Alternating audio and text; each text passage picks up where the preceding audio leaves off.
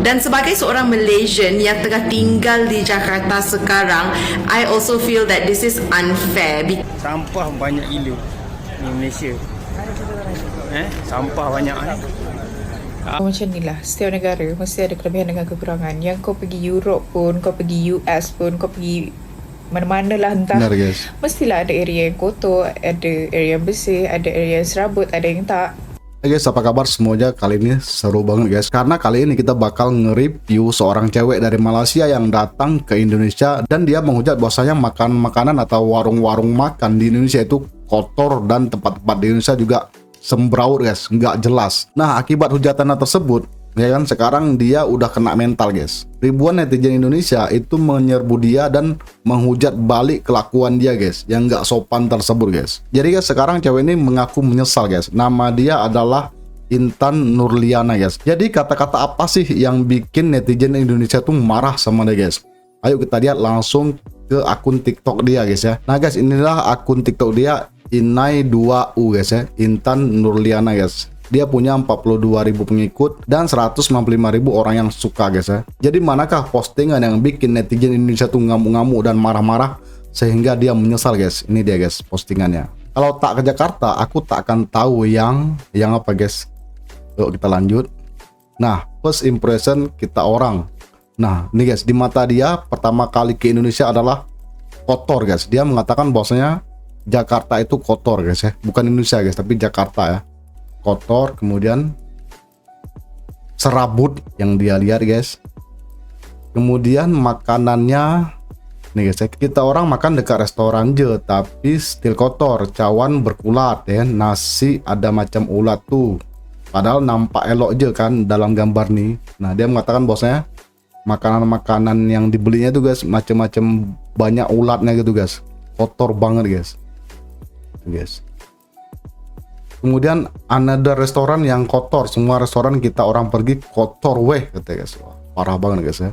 Jadi dia menghinanya langsung dari akun TikTok dia guys. Ini nampaknya bukan restoran guys, ini warung-warung resehan gitu guys ya. Macam mana dia orang boleh makan tepi jalan macam nih? Jadi dia foto seseorang, kemudian dia komen guys, macam mana wak dia orang bisa makan tepi jalan macam nih padahal kotor gitu guys ya. Tapi nasib hotel iBook lawa murah, tapi sekitar hotel lorong tuh kotor, yakmat, tikus besar. Jadi dia memang parah banget guys ya. Dia emang berniat untuk menghina Jakarta guys. Tamrin City overrated, bagi aku tak kena tes, kita orang langsung. Jadi postingan inilah yang viral guys ya, yang bikin netizen Indonesia tuh geram sama dia. Bahkan semua postingan cewek ini, semua postingan Intan Nurliana ini itu dihujat netizen guys. Sekarang kita baca guys ya, gimana komen-komen netizen dari Indonesia guys ya. Makanya siapin duit banyak biar bisa masuk pelajar Indonesia. Makanya nabung dulu biar bisa ke pelajar Indonesia. Jakarta itu surganya orang kaya mbak, miskin banyak omong. Berarti di Malaysia warteg itu adalah restoran. Besok ke Indo lagi ya, tapi kalau udah kaya. Siapin dulu mbak duitnya supaya bisa masuk ke pelajar Indonesia. Saya udah curiga guys, cewek ini cuma masuk warteg tapi dia bilang restoran guys ya. Makanya kok di warteg ya biasa lagi saya, karena tempatnya juga seperti itu guys ya. Tapi dia berkata bahwa dia makan restoran padahal dia makan di warteg. Makannya di warteg tapi yang dihina restoran guys, kan parah banget ini guys ya. Yang di luar Nurul guys, ternyata bukan netizen Indonesia doang yang menghujat dia guys, yang menghujat Intan Nurliana. Bahkan netizen Malaysia juga ikut menghujat Intan Nurliana ini guys. Yuk kita saksikan dulu guys. Malaysia yang tak puas hati dengan turis Malaysia ni yang rate Jakarta as 0/10. Dan sebagai seorang Malaysian yang tengah tinggal di Jakarta sekarang, I also feel that this is unfair because bukan sebab apa I nak backup Indonesia ke apa. In the end of the day, I'm still Malaysia di hatiku. But to be fair, dia punya points tu doesn't make any sense. Contohnya lah, pertama sekali cakap pasal Jakarta kotor. I dulu duduk dekat Subang tau. If let's say you go to SS15, which is where banyak kedai viral, makanan cafe, semua tempat you lepak atau nongkrong, kalau you pergi sana, dia punya tikus tu besar kapal kot. I sendiri pernah witness a cockroach orgy betul-betul depan kedai makan. We as orang Subang selalu joke that if you live the Kerak and kedai-kedai dekat SS15 tu, dekat bawah tu is a labyrinth, the main city of tikus dan lipas. And it's the same with other touristy spots macam Jalan Alor dengan Chinatown. Tipulah korang tak pernah nampak tikus dekat sana.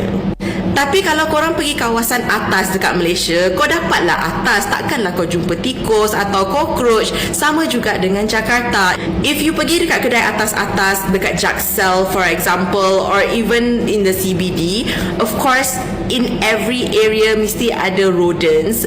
But in terms of cleanliness, it is above and beyond. Sebab apa? Dekat Jakarta dia banyak sangat sanitary officers. That means that kalau you pergi kat mall pun kan, every single tandas dekat mall tu mesti ada orang jaga. And diorang akan tolong you untuk pergi tandas. Like literally you masuk tandas, you keluar tandas, diorang akan bersihkan before the next person comes in. That is the tahap, okay? Sangat warga asing kan. Nak sambung kongsi pacai. Lepas nak ke SCC. Sampah banyak gila ni Malaysia. Sampah banyak Sampah banyak. Itulah. Banyak sangat warga asing. Sampah banyak. Sampah ya. Malu Malaysia. Bukan Jakarta doang ya kan, di Malaysia pun banyak. Berasal dari Indonesia. Orang Cilok Malaysia lagi, guys. mengklaim pula. Inilah orang-orangnya yang nak memecah belahkan antara orang Malaysia dan orang Indonesia.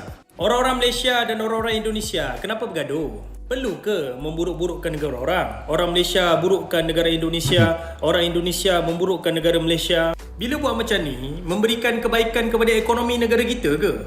Menaikkan mata wang negara kita bila kita memburukkan negara orang lain? Benar guys. Tak ada apa-apa manfaat pun apabila kita memburuk-burukkan negara orang. Perbuatan memburuk-burukkan negara orang ni hanya perbuatan budak-budak. Dalam bahasa Indonesianya, keanak-anakan. Contoh macam video ni. Budak-budak punya video. Contoh macam ni. Ini budak-budak ni. Keanak-anakan. Tak matang. Contoh macam ni. Keanak-anakan. Enggak matang.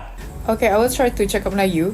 Tapi sorry lah kalau tak adalah fasih sangat sebab kita ni bukan orang Malaysia. Kita orang Indo, so kita tak ada cakap Melayu. So, aku akan cakap pasal satu benda ni, dia tengah hot. Isu ni tengah hot tau. Sebab ada satu orang Malaysia ni, dia buat review. Dia review Jakarta.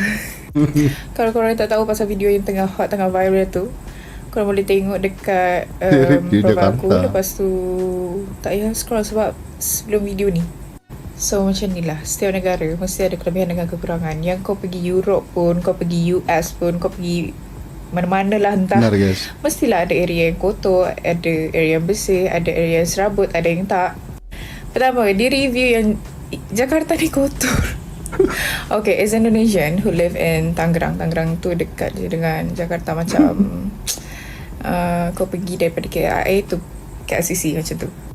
So aku selalu jugalah pergi Jakarta. Lagi-lagi kalau pasal kerja aku selalu pergi sana. I would say that some of area in Jakarta adalah yang kotor. Tapi ada juga yang bersih tu. Depends on you lah, kau pergi mana.